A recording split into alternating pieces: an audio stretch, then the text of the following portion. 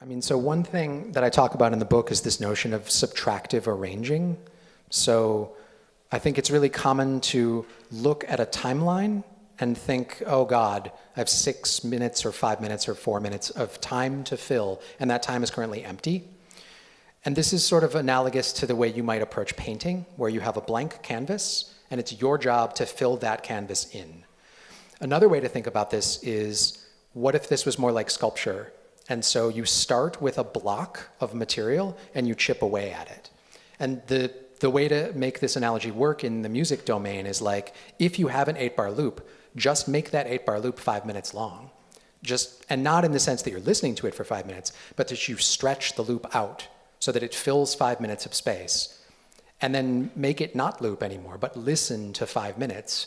And after 30 seconds, you'll think to yourself, okay, something has to happen now. And then you can go in and make that thing happen on a fixed timeline, which will eventually become a finished track. And for me, I find this to be a really powerful way to work. So I'm chipping away at something that would be really boring if I listened to it for the duration that it is now.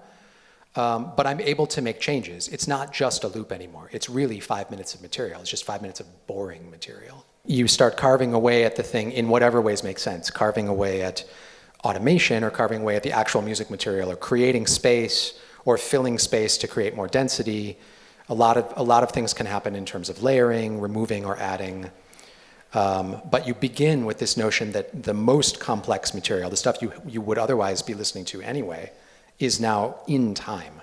And now you're making changes to that existing material.